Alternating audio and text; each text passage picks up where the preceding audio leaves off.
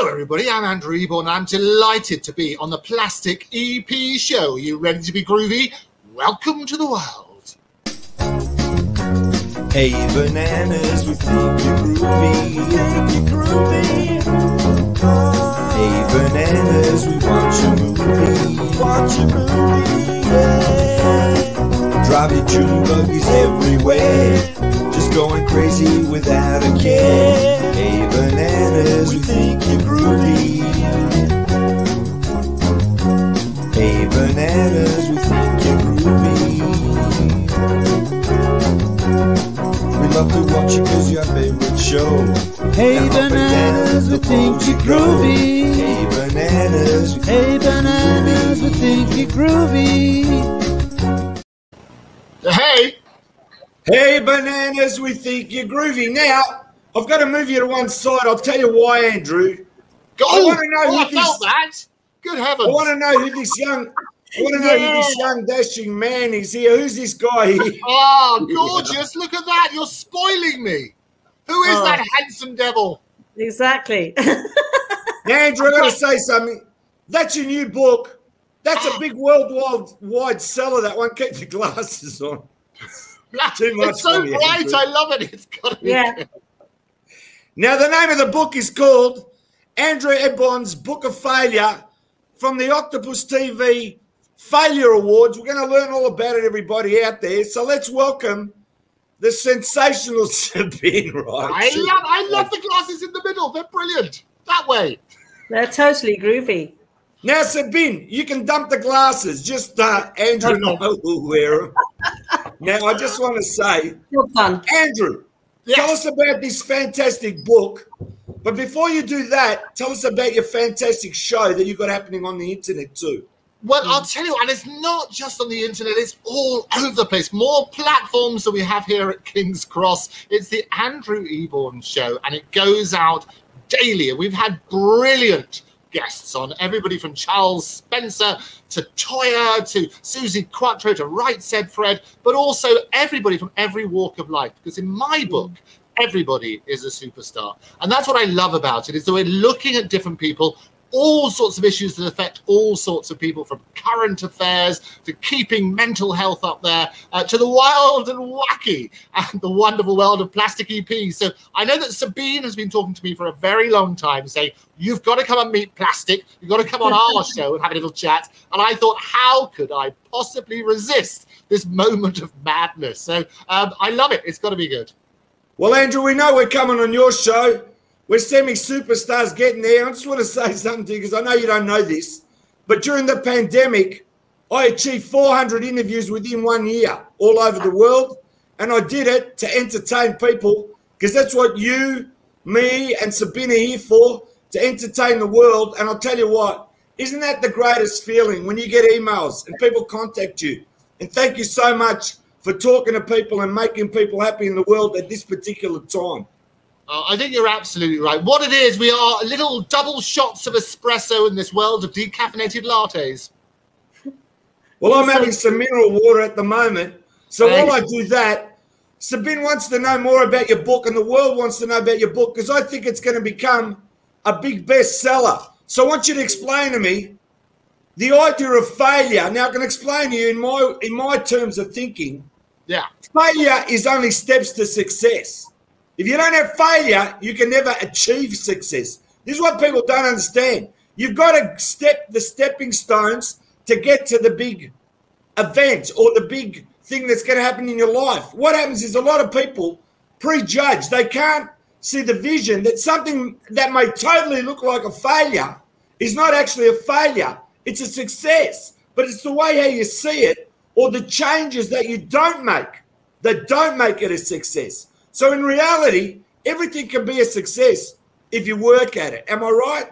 No, you're absolutely right. And I'll tell you how it came about. It came about because so many people have written books focusing on success and calling it success this and success that. But nobody at all shone a spotlight on the failures that led to that success. And so what I thought, and this is why I brought out this book, I've got a spare, this is a very rare, I can tell you, very rare unsigned copy. So it's kind of, yeah, but I love doing that because you can't see Sabine for the moment. I love it. Yeah. But I'll tell you what happened is this, is that a lot of people around the world, I've been consulting for massive corporations, guiding them through all sorts of difficult stages. So my background is as a lawyer and a strategic advisor.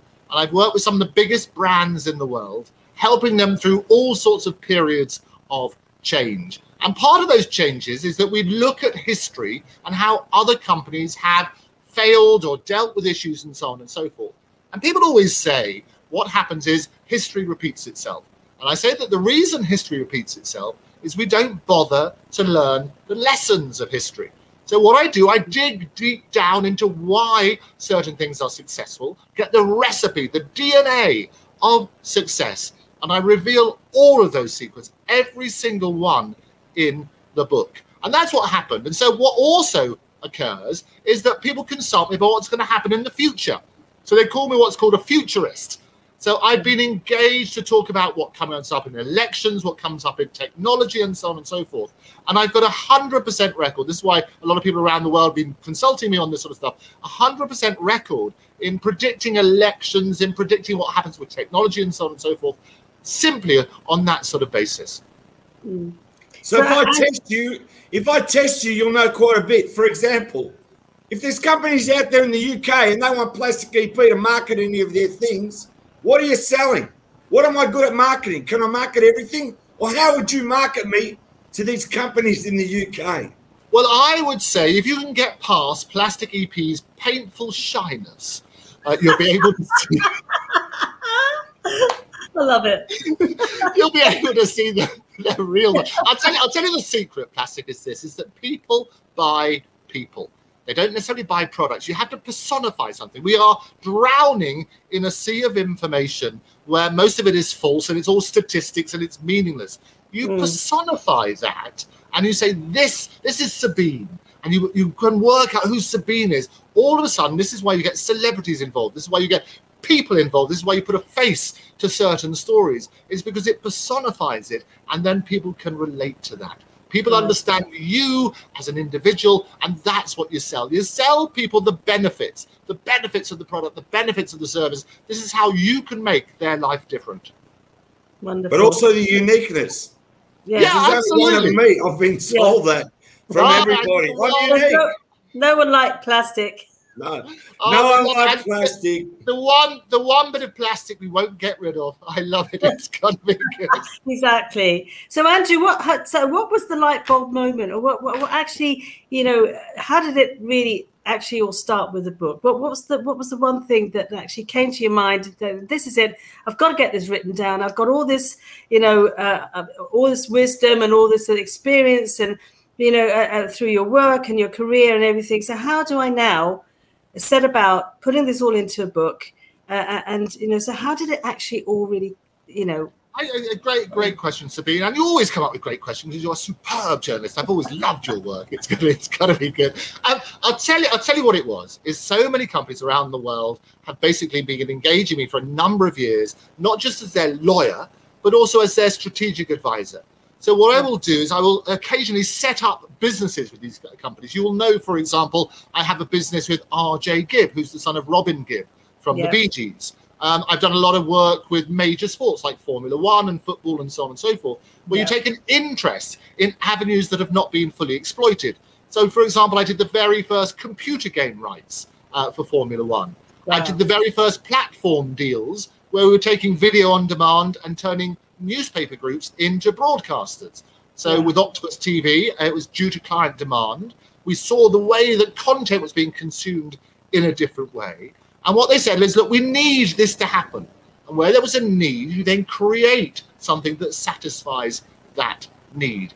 And so you're right, years and years of working with companies like Pioneer and bringing karaoke to the UK over here so everybody can sing, all that sort of stuff, to working with companies like Fujifilm with the transition from lots of people using camera rolls to the digital world, to people like TDK working from blank tape to content. Yes. All of these transitions basically give a certain amount of learning.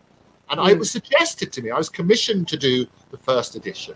And the first edition basically was getting a lot of those stories together, which I basically then put in lots of newspaper articles and in magazines, industry magazines, sharing that learning.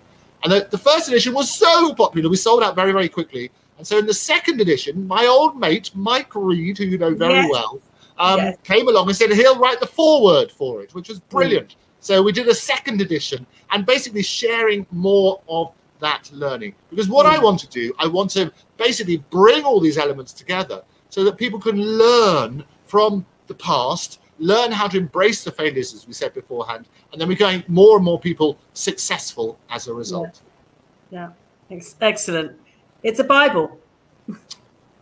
Religion, I'd be very careful where you go with that. It could be the religion. Unbelievable. Where do you find time to write this book? How long did it take to write? Oh, I can colour it in pretty well, I can tell you. So I don't sleep. I tell you what, I work around the clock. You're the same as me. I don't sleep. I sleep on the net. I know.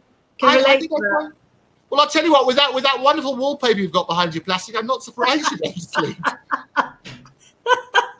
It's got to be good. And I'll tell you, but that's the secret. And they always say that if you do something that you love, you will never do a day's work in your life. And I love what I do. I surround myself with brilliant people, wonderfully creative people. And as a team, you come up with all sorts of glorious things as a result. So that's what I do. Believe in your passion. The thing is, Andrew, I love saying a few jokes, and here's a good one. You ready for a few jokes? Go on, then.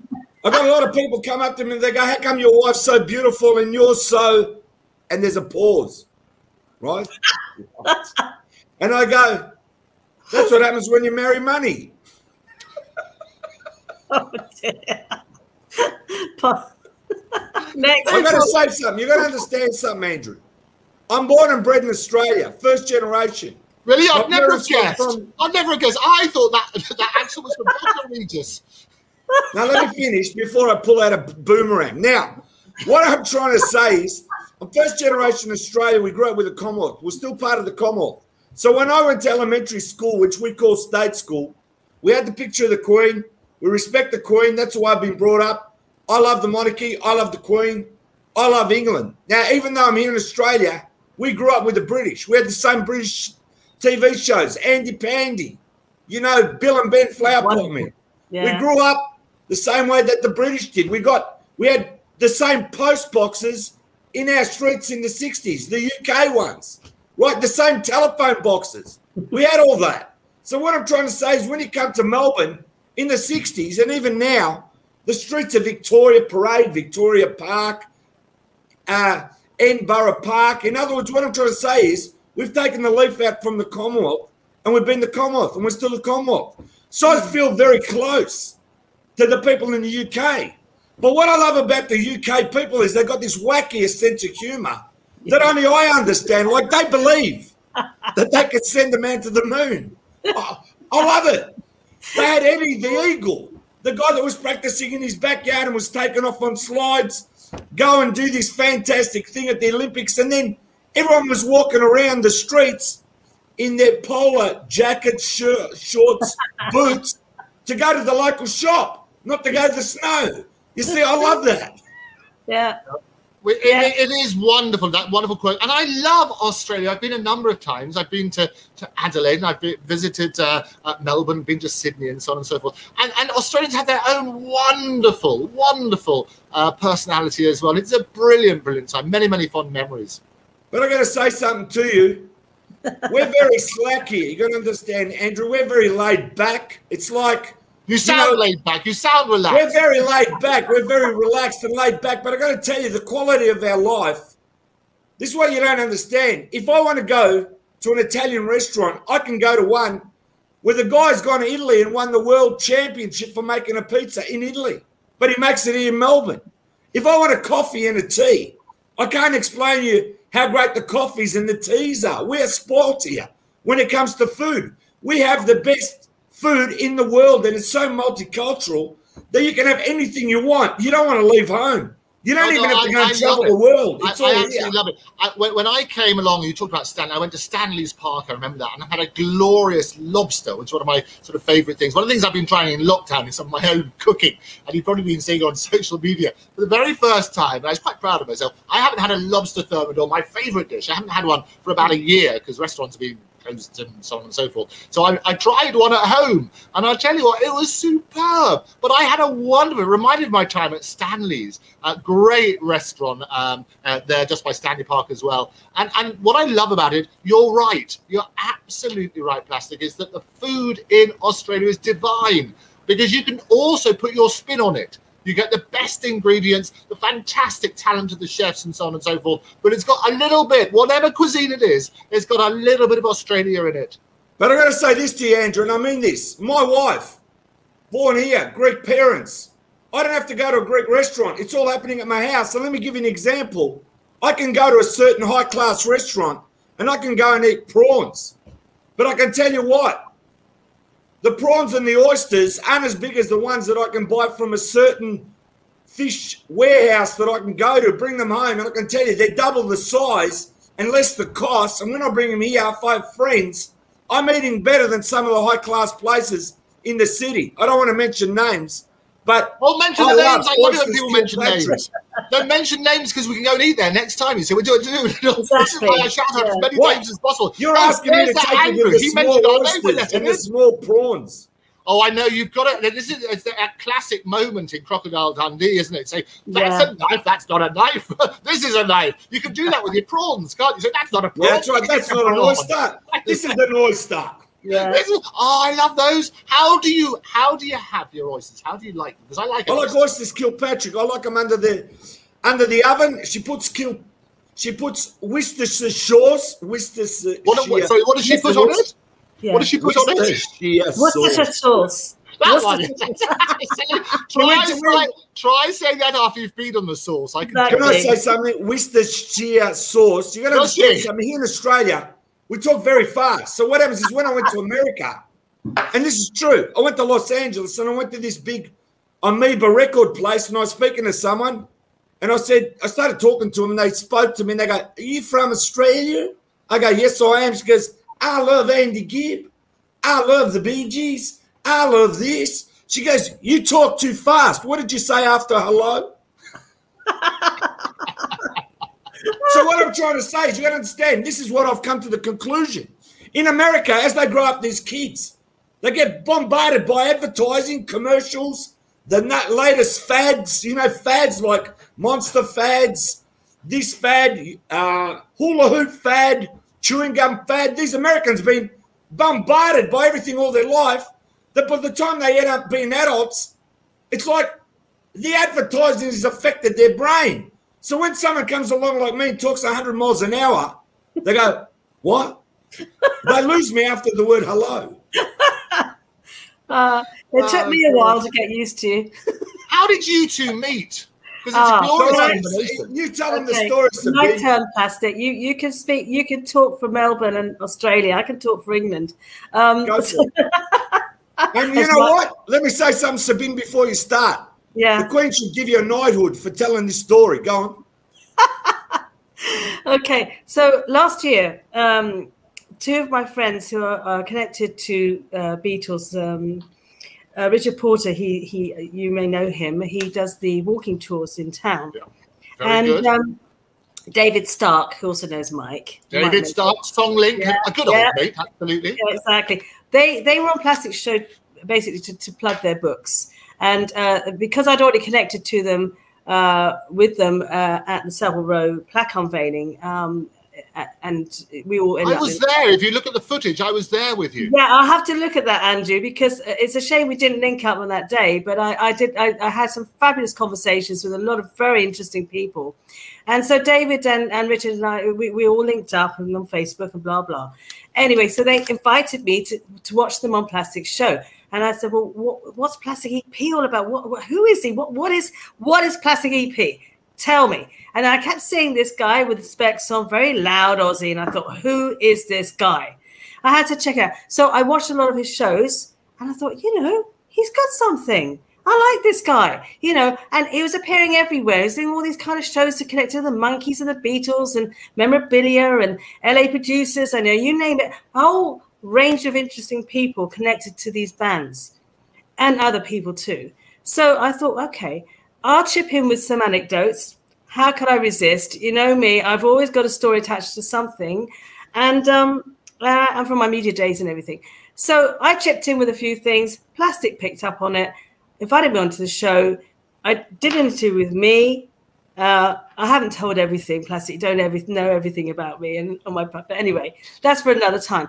But the thing is, we did that, and then I interviewed Plastic because I thought, well, the world needs to know more about plastic, especially the UK. And so we did this interview, and then out of that we chatted, and out of that came the show, co-hosting our show. Our music goes straight to the top of the charts. Totally Plastic's idea, fantastic. We focus on the 60s, 70s, 80s. We have pages running on Facebook where people can just post from YouTube all their favorite tunes, and it's up and running. Plastic also has a disco, non-stop disco page. Again, all for fun, for entertainment. You know, these times have been so hard the last 2 years for everybody. Everything's on, as you know, everything's on screen, it's on Zoom, it's on the net. And this is our entertainment now until the live stuff starts happening again. And it will. But Plastic's whole premise is, let's entertain people. I'm doing it purely because I've got this passion and this is what I want to do. And I thought, you are so right. I want some of this. And Plastic said, you'd be great as my co-host. Why don't we do it? So here we are. We've clocked up quite a few great interviews with people and from all over, from America, UK. Our passion for music is just so gelled. And I'm so happy to be doing this, Andrew. And it's like, you know, harking back to my days in the 80s where I actually interviewed rock stars and whoever, you know, face to face, you know, record company, wherever, and Fleet Street and everything. And so now it's all different. It's a different ball game because it's all on screen. So it did take a while to get used to seeing me on the screen and seeing, you know, just doing the whole, you know, thing via the screen. So, but it's wonderful. I'm loving it. So I'm absolutely. And I've got to say this to you. The great thing is, let me explain this. There's a lot of people out there, sometimes they can't sleep, like yourself. You know, your mind's thinking 1,000 miles an hour doesn't stop like mine. Let me explain this. Now, because we're in a pandemic, I want you to join a page called Plastic EP Non-Stop Disco Party, right? Coming out from the States, everyone's on it in the States. And what happens is, I might wake up myself at 3 a.m. because my wife, I don't know, starts snoring or something, right? I can't sleep, so I wake up. So what do? Bang. Plastic EP's Non-Stop Disco Party, and I'm dancing in my bed. You know, instead of feeling down and out, I'm feeling like, let's go. Back to 1978, right? And the great thing is I've got a mother. She's 80 years old, and her favourite song of all time is Patrick Hernandez, Born to Be Alive. Now, I don't know your favourite disco hit. Brilliant. But what's your favourite disco hit? What's mine?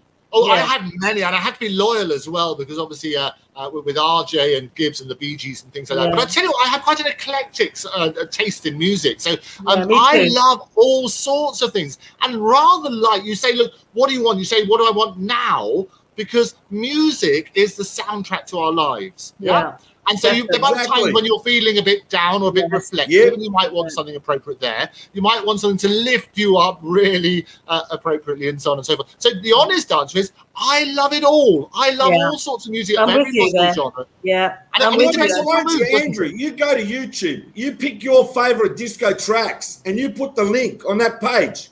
Plastic EP's Non-Stop Disco Party. Now, I want to tell you two other things you don't know about Plastic EP because I want to fill you in because it's the first time we've met. Yeah. Right.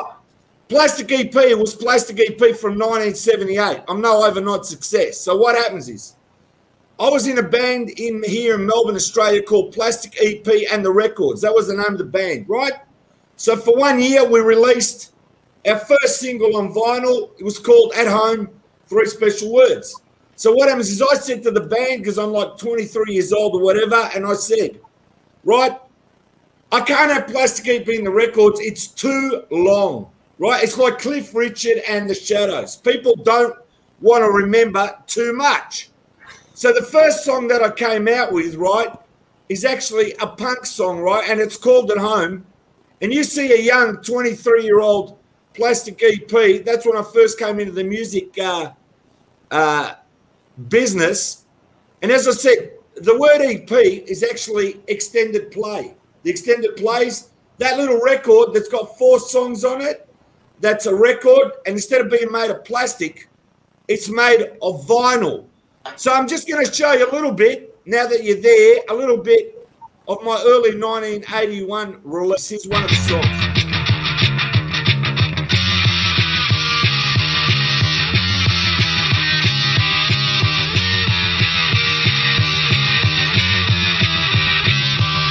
When you want to make a record and you wish you could, you want to make it sound better, like you wish you could.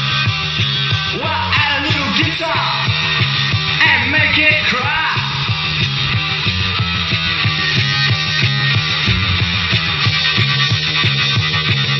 Cry, cry, cry. Cry, cry, cry. Make that rhythm fly. Guitar.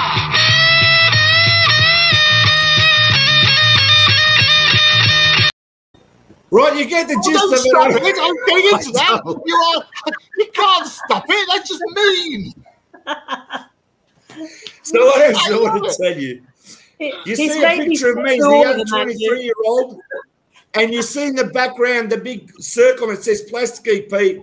So the Plastic EP is already there, right? So I'm engraved there in music. But let me tell you, that song was called Well You Want to Make a Record, which was supposed to be our second vinyl single. So I want to tell you the irony of this. So we go in the story to record, we go in the studio to record that song, Well You Want to Make a Record. Now, we go back to the studio after the song's been recorded just to put some overdubs, and guess what? The master tape has gone missing from the studio. But lucky we took cassettes of that song. We had cassettes of it. So anyway, here we are with a song called Well You Want to Make a Record, and the irony is we can't make the record now. We can't make the record. Now, the stupid thing is that's our second single, 1981, and then what happens is the company here in Australia in 2018 releases the song after 38 years, and it's never been heard, and now it's on vinyl. I mean, how great is that? I mean, it's things like that. But I love it. It's got that real sound of the punk and everything else. But now what you should do, though, Plastic, rather than EP with inflation and everything, you should have progressed up to an LP by now, shouldn't you? No, but let me tell you this now. Here's my, you're gonna love this song, right? Here's my original first song. It's called At Home. I guarantee you'll be singing this everywhere at home. Watch this. Here we go. 1, 2, 3, 4.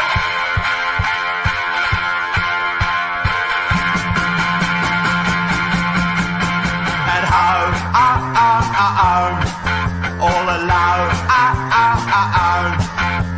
no one to turn to, no one to turn to. At home, please stay with me. Hello, no one here with me. No one to turn to, no one to turn to, no one to turn to now. And I say, hey now, ooh now, what you gonna do now? Hey now, ooh now, you're feeling blue now. Hey now, ooh now, what you gonna do? What you gonna do? Without me, without me, without me, yeah. At home, watch it by my side. Hello, don't run and hide. Come on and love me. Come on and love me. And I'm all by myself in me, oh, oh. And I'm all by myself in me, oh, oh.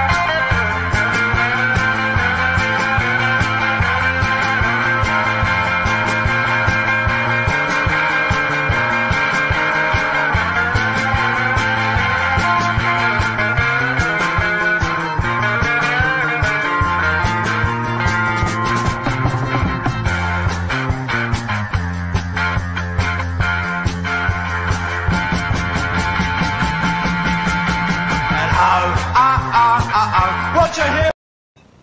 So you get the gist of it. You gotta stop doing this, Plastic. You get into the song and you just bring it to a grinding halt. Hey, Andrew, You're great, but let me tell you, if you go to YouTube and you type in Plastic EP in the records, they're there in full. Download them into MP3s, and you could be playing them in your car driving around England. I love the idea of driving around and saying at home. I think that would be That's fantastic. it. Open the windows and go. I could At home, all alone. I love it. The other thing I love, you gave all the different band members so credit where credit's due, but also I love that gold jacket. Yeah, that's yeah. That's a trademark of mine. And let me tell you this, Andrew. When I concentrate on something, you're not going to believe this, but do you believe that I wrote 2,400 original songs and have released 100 albums all over the world? That's right, before the interviews. I'm not looking for songs now. It's okay. So all over the net, there's 100 albums out there. You just look up the EPs. It's on iTunes, Spotify, wherever you want. It's unlimited albums. At the start of the year, I released 3 albums. And let me tell you now how I write songs. It's like, you know, when you first go down the road and you drive in London and you're going 2 miles an hour. Now it's like the super freeway. I'm like, with 2,400 songs, if I never write a song in my life, it won't matter. But let me tell you this. The great thing is I married my wife, so I needed a drummer. So you're the drummer, right? And then what I was doing is for 25 years in the band, I never told anybody that I was married to Vicky, my wife. Right? Never told anybody. And what the joke was, I'd be writing songs upstairs, and the joke would be, Mrs. Plastic EP, can you make me a cup of tea? I'm serious. She made me a cup of tea, and then I'd say, stop that. I need you to sing on this. And she'd go, what do you want me to sing? I go, I want you to do. She sings it. She goes, you don't even give me a chance to listen to the song. I go, it's unimportant. Just sing on it. Right, so then I brainwashed in such a way that she's become such a champion with what she does. And it just shows you're talking about failure. But you know, the great thing is she's got a voice. And here's a song I wrote for my wife. She taught herself how to drum. Here we go. You're going to love this. Love didn't know what to do. My love didn't know what to do. You didn't listen to me now, baby. And now this love of ours is dead. Love didn't know what to do. My love didn't know what to do. Let's start a rumor about you, baby, but let's make sure that it's true. I didn't want to hurt your heart, baby, but my love didn't know what to do. Love didn't know what to do. My love didn't know what to do. My love walked a tightrope now, baby. You left me out on a limb. You saw me falling now, baby. 'Cause your love I never did win. Love didn't know what to do. My love didn't know what to do. Let's start a rumor about your baby. Why is it you always stop the song? We get into a song, I'm about to join in, and you cut it short. Love didn't know what listen, to I've do. got to You explain don't let you, the Andrew. songs finish. Andrew, Yes. we're going for progressing here now. So she's gone from my wife to singer to drummer, and then we go to Los Angeles. We're going to the Grand Canyon, right? Oh, I love the And Grand Canyon. I've written a song called All American Country and Western Superstar, specifically for the American market. And here's a song with us going in Arizona on the bus, and we're singing it. You're going to love this one. Will it fit?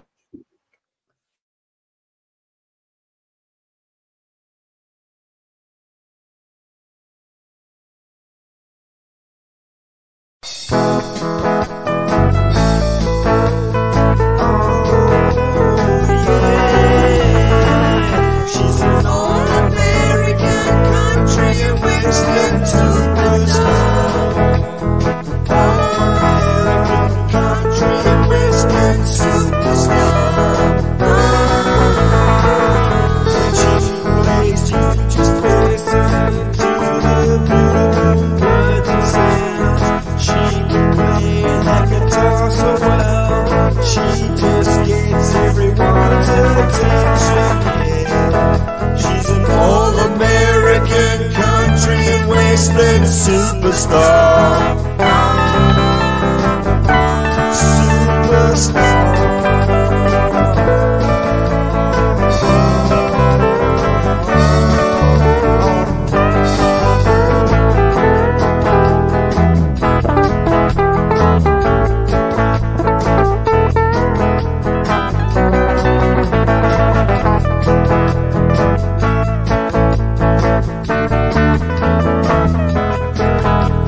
And when she sings from the heart for the red, white,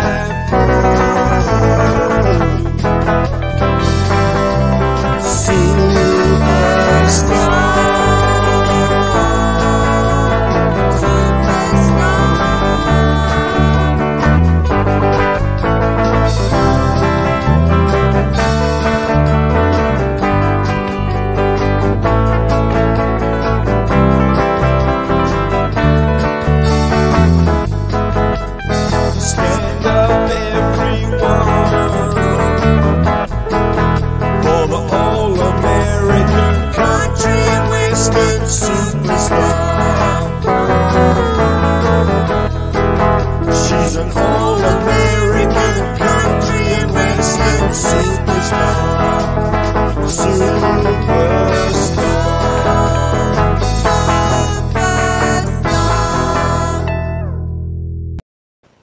Yeah, I'll let that one finish. You see, it's good when it finishes. It's wonderful. You actually let me hear a whole song. I went, oh, that was catchy. What I quite like, the way you sort of set up the camera, I sort of appear halfway through. So it's me bopping at the side of the screen, but it's, where did you film that? You were down at the Grand Canyon, were you filming it? No, we're on the bus in Arizona driving to the Grand Canyon, because what happens is when we're in Arizona, my wife wants to go to the Grand Canyon. Of course. And I'm thinking to myself, I really don't want to go to the Grand Canyon. It's hot, it's this and that. And then we got bored and I said, okay, let's go to the Grand Canyon. But let me tell you this about the Grand Canyon now since we talk, because I love talking to you, Andrew, because you get it. So anyway, what you must understand, when you go to the Grand Canyon, if you have children with you, right, if you get off the bus there and those kids get off the bus and they go for a run from the bus, they go right over the edge. There's no barriers. I was amazed because you got to understand something. Here in Australia, you get off a bus, everyone's running like crazy. That's normal. So I couldn't understand we're there. And until I got off the bus and walked 20 feet down and realised there's no fence. It's a sheer drop. And then I asked them there, well, why is there no barriers to stop people from like going over the edge? And they said, because it's a reservation and that it's as is. But they need to put signs, please don't go to the edge.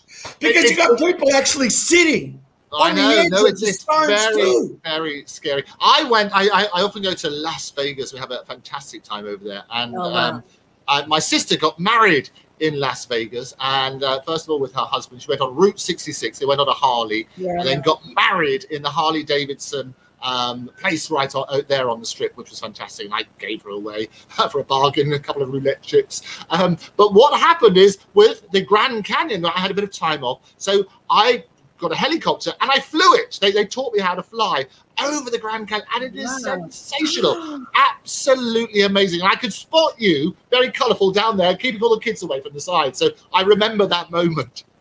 I had the gold suit on. You can't miss me. I know, it's easy to see. But trouble is plastic. Everybody has a gold suit in Las Vegas. So you sort of blended in, really. It was good. I got to tell you, Andrew, this is fantastic. Now, we've got to get back to your fabulous book. And I'm serious now because I'm having the time of my life talking to you. And I haven't got time to play 2,400 songs today. But let me tell you this. I thought this was non-stop. I thought we just keep going. That's what Sabine said. She said, look, cancel the rest of your life. You've just got to stay on this permanent loop with a bit of plastic. There we go. Oh, look at him again. Oh, hello. Now, Andrew, I want you to tell everybody now where they can buy the book, because they've got to go and actually buy this book to read it, because it's more intelligent than just the cover.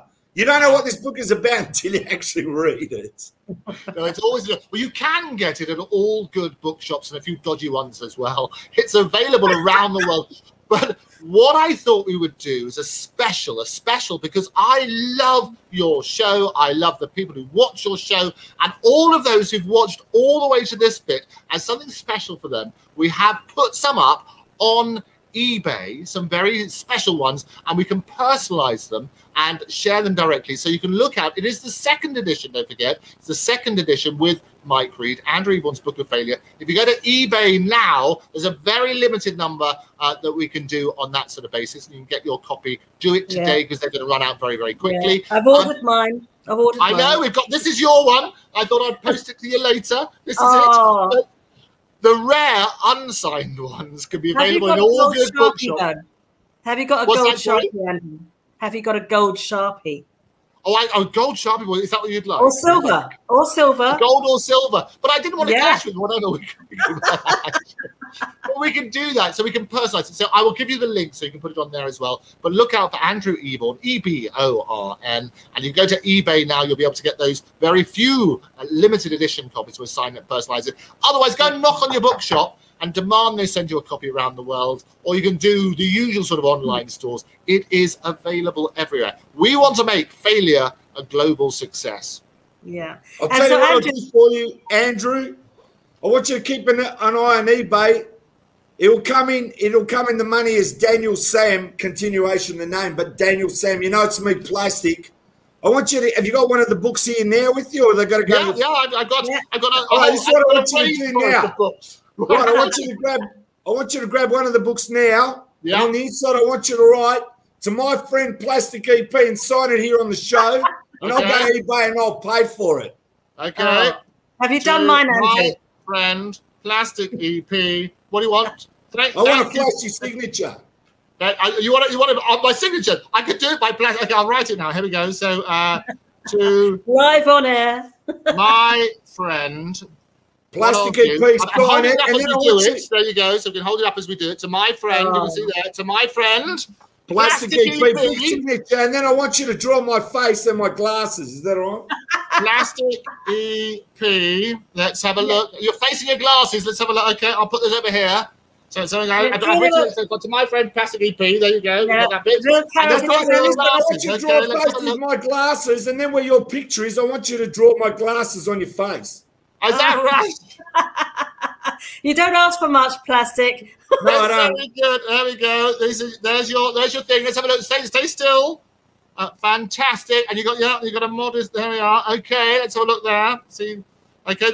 There's you at the bottom. Does that work? Oh, you see? Yeah, that works perfect. Yeah, just colour in the glasses a bit there because I've got this and this one pen. Andrew, what are you going to do in mine? Andrew, what are you going to do in mine? Whatever you like. You can pay me an email. This is like the art thing. I'll sign it as well. Here we go. Andrew. Yeah. On my book, have you got it there? I've got your book. No, wait. Open it up again. Open it up again because you haven't finished. Now, do you see the picture of you with your face? I want you to put glasses on the face now for me and show me. And what sort of glasses did you want? Same glasses as mine. Same glasses. We haven't got. Okay, go on then. I'll put the things up. There you go. And don't worry, I'll pay for the book at the end of the show. The money's good. Don't worry. Well, there we are. You probably can't see it like that, can you? There you go. There's the glasses. Yeah, bring it right up. Did you do the glasses or not? I have done the glasses. I've done the glasses. Look at that. There you go. Have a look. I wouldn't mess around with you. Yeah, bring it up. There's the glasses. There's the plastic EP. It's all signed. That's it. That's the one for me. Right. Is that good? That's in the post. There you go. Done. Now, I've got to ask you, you're a magician. I am a magician. So what? Can you make the book appear at my house now? Absolutely. Look behind you. Look behind you. Seriously, look behind you. Have a look. Hang on, let's have a look. Have a look behind you. Can you look behind you? There you go. And then I'll click my fingers. I'll make it disappear. Look, it's turned into Sabine. How clever is that? Unbelievable. Sabine, now tell them about your book, what you want on it. Oh, gosh. Well, because I'm a rock chick. So it has to be in vain with that. There's something, I don't know, what can Why don't you just sign it to the rock chick, Sabine? Records with, well, the intro to our program, our show is where our pictures appear on discs, and that's Plastic's genius that he's done. So that they're rotating records with our faces on. So I don't know. Yeah, have a look. Let's just show him. Wait a minute. Here we go. I don't mind, Andrew. You. To the top of the charts. Go straight to the top of the charts. From 10 to 1, you got a show number 1 when you go straight to the top of the charts. Right, it's like that. Don't stop it. That's the one. I love it. And I was hoping, because I've seen the show, and that's what you do. You say, here's Susie Quattro, and you're going straight to the top of the charts, and off you go. You play the whole thing. I get the Brexit version, which is the short version with the bits chopped off. This is no good. This is like a recession version of the show. You know, I want to get the whole full experience. It's always a Go straight to the top of the charts. Go straight to the top of the charts. From 10 to 1, you got a show number 1 when you go straight to the top of the charts. Top of the charts, top of the charts. That song's gonna climb to the top. When you go straight to the top of the charts. When you go straight to the top of the charts. When you go straight to the top, right to the top. When you go straight to the top of the charts.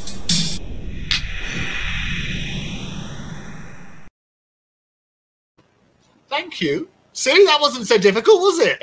See, none of this bit's chopped off and stuff, eh? Oh, it's all fun. It's all just great fun, Andrew. You know, we don't take this too seriously, but it's you know, the thing is, at the end of the day, we just wanted to entertain, but you know, we'll have a blast, and this is what it's achieving. We love it. This is a roller coaster of emotion. I love this show. This is brilliant. We'll do I this haven't more stopped often. laughing. I haven't stopped laughing since I met this guy. Hey, there's a song there somewhere. It's got to be good. It's got to be. So Andrew, can I just ask you, because you are multi-talented, really. There's so many things going on. So as Mike said, there's so many fingers and so many pies. I mean, you have so many diverse interests, and you are so well. I'm the same. I'm very observant person. I take a lot of things in. You know, I absorb. You know, all around me, and you're the same. And the thing that I liked initially is that your walkabouts in town. I loved watching you know, the footage of that, and I hope you do that again eventually, because I'm going to join you. I'd like to do that because fantastic. I miss London. So miss being in London and doing all memory lane trips and that sort of thing. So I will join you. But yeah, so you know, you're into so many different things the whole time. No wonder you don't sleep. No, but it was because I wasn't sleeping. I do live in one of the best cities in the world, apart from Sydney and Melbourne and that sort of stuff, right up there. And I thought, a lot of people would say that they'd text me in the morning and say, well, look, come on the journey with me. So all I did, I had my camera with me. So I would then walk through Regent's Park, which I can just see over there, and I'd walk then down wonderful memory lane. And every corner, every street of every corner tells a story. And I thought, well, look, people are coming along there. They're on the thing. They're connecting with me, as you rightly said. And I would get zillions of people around the world walking with me of a morning as I took them through the streets of London. Let me take you by the hand and lead you through the streets of London. Wonderful. And we would do that. We do a special Bee Gees tour where people would join me, you know, did the Beatles, all of this sort of stuff. Abbey Road's just around the corner from me. Buckingham Palace is walking distance. And so whenever there was an event going on, because the one thing that happens is news, and big point, really important point, but most people get their news from one source.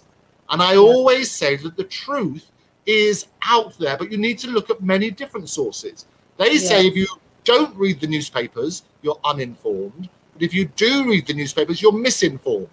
And the reason for that is people get their sources confirming their prejudices, if you like. You go to one news channel or you read one newspaper, your circle of friends probably have the same views as you. So you assume that's the world.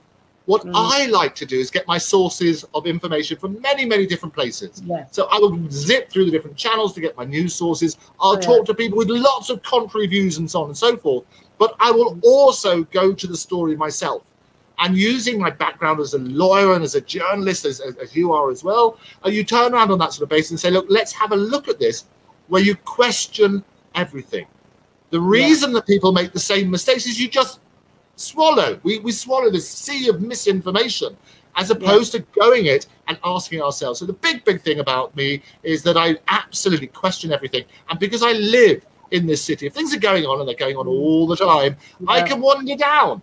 And you might see a newspaper report saying, there are terrible crowds here, this is terrible, there's big riots. And I thought, hang on, I'll walk there. And I'll walk and I'll take my camera and say, well, have you been? You've been on the walk with me. And this is real time. And I can say, well, hang about, here's a different view. And I'll talk about it. And I think that's a really important thing. It's a big, big thing. Question everything. Yes, yes. So you connect with lots of people everywhere, whether it's on the screen, whether it's out and about. You know, you're connecting all the time, communicating. This is wonderful, because we are actually communicating a lot more. We're all communicating more so now in these times, these challenging times. And, you know, it's a good thing. And it's a good thing to connect to nature and to smell the roses and to admire the bird life. I mean, you know, all these things, you know, opens people's eyes. This is what you're doing. You're opening people's eyes and educating them and entertaining them. And this is what I love about you, Andrew. You do my PR. Fantastic. I've got some great PR people as well, which is wonderful. So, yeah, but you're right. And I'll tell you one other thing as well, is that you make a point about communication. We've got more means of communicating now than ever. All sorts of technology. The trouble is, I think we're at our lousiest at communicating because people don't know how to communicate. You talk about, a lot of companies come to me and say, I've got all these means of communicating. I've got my Twitter feed, and I've got my YouTube, and I've got Instagram and that sort of stuff. And I said, look, these are just tools for communicating. What you've got to get your key message right. So what are you going to say to people? It's not about the technology. It's about technology is there to help you communicate. Yeah. And I think what happens nowadays, we've got our little emojis. We get lazy, don't we? People's names get shorter.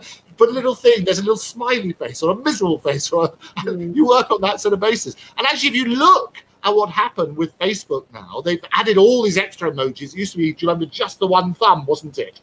Yes. It now goes through every stage of somebody's relationship, because you get a smiley face, you get a thumbs up, you then get your love, you get your heart, you then get after the heart, you get the smile with a big beaming face, you then get a bit miserable, so you get the tears, and then you get really angry. So that's the whole course of a relationship. Yeah, yeah. And I don't use them. I don't use them. Yeah, I only use the thumbs up.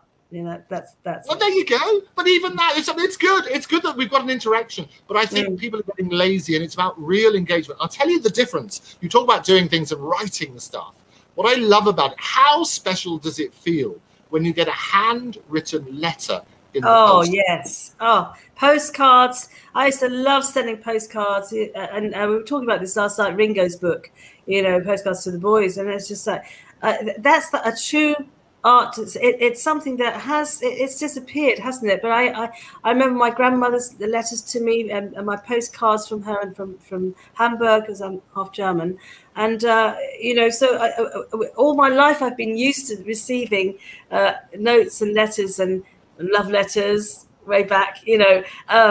And so, yeah, that's all gone, isn't it? I mean, I wish it would just be a revival, but you can buy packs of postcards from you know, the National Gallery or wherever, you know, the gift shops, and they are all there. You know, people just need to think, let's start writing again, because all this emailing business. I agree with you. And there's a wonderful phrase which you sort of talk about. It's that I saw you didn't have a smile, so I gave you one. Right. And I love that. The other thing, big thing I bang on about is about, apart from communicating and question everything, is about mental health. Yes. And I always want, as you know, I founded this thing called Canned Laughter. It's okay not to be okay. And I get the great and good come on the show, and we do all our fun stuff as well. But we also talk about some central issues, because just as you were saying earlier about what's my favorite bit of music, and I said I love all the music, and it depends on your mood and so on and so forth. Yeah. The reality is we're all onions, aren't we? And what we have different layers. There are days when you're down, there are days when you're up, there are days when you're just there, it doesn't matter, don't want to do anything, and days when you want to get out there and do everything. Yeah. Recognizing that we're all the same is really important. So I encourage my guests, we talk about not just the good times, but the bad times as well. And it's rather like embracing failures, because it's as a result of the failures you lead to success.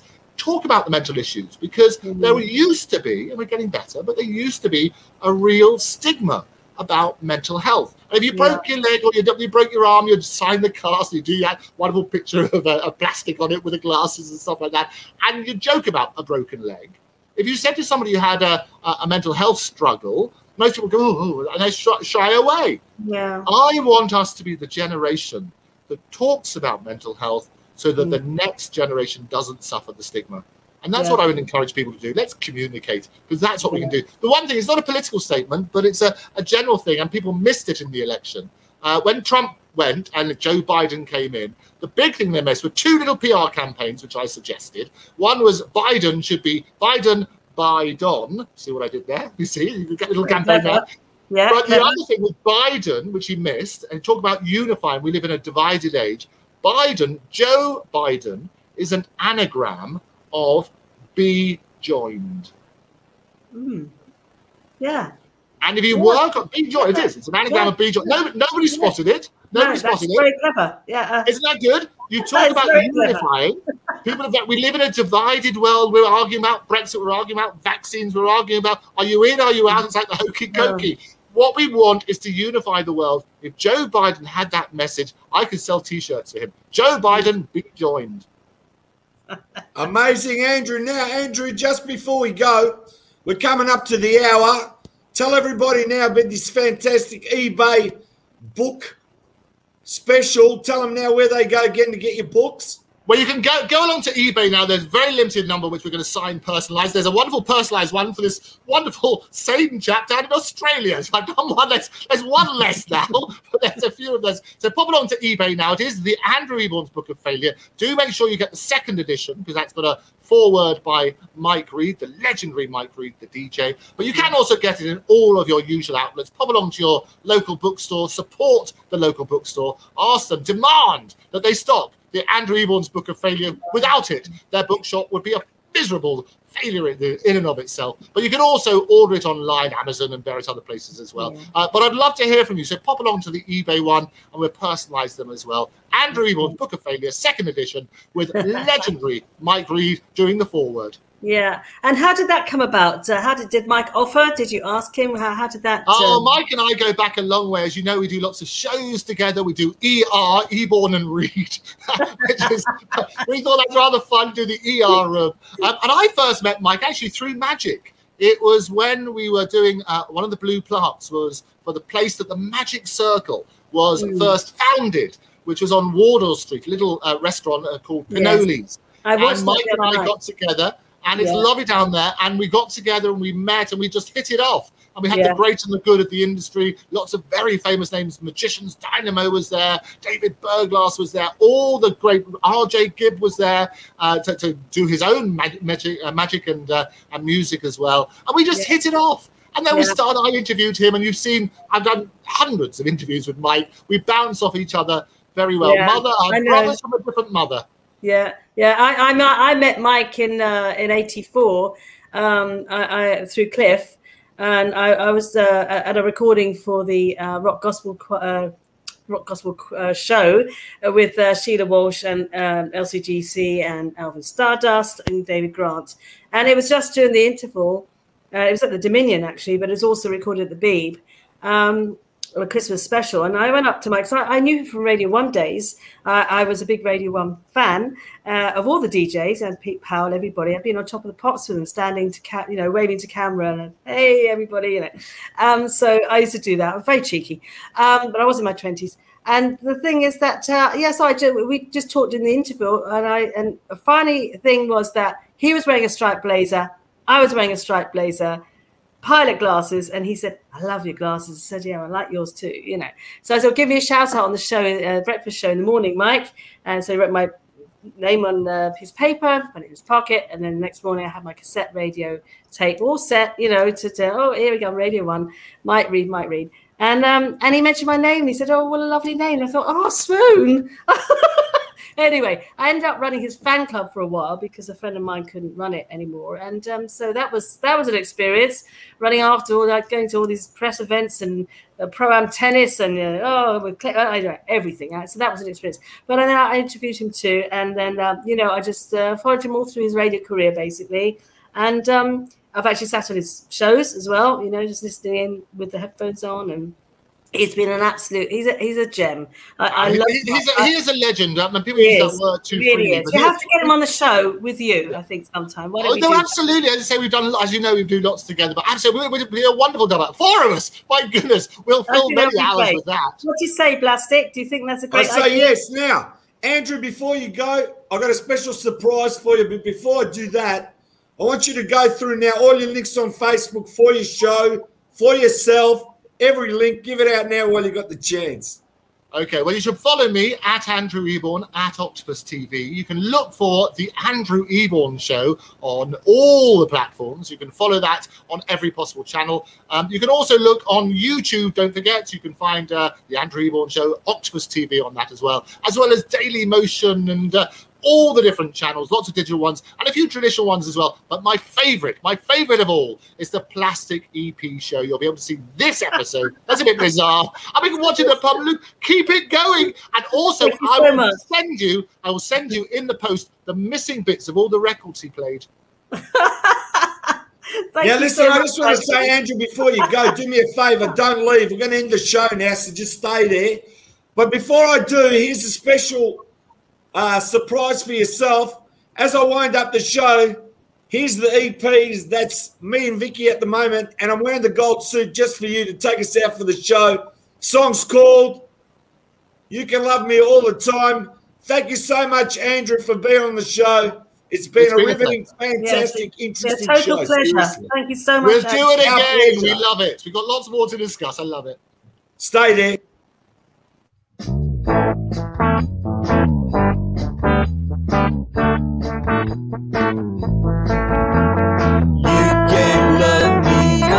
Time. You can love me all the time. I say, you can love me all the time. You can love me all the time.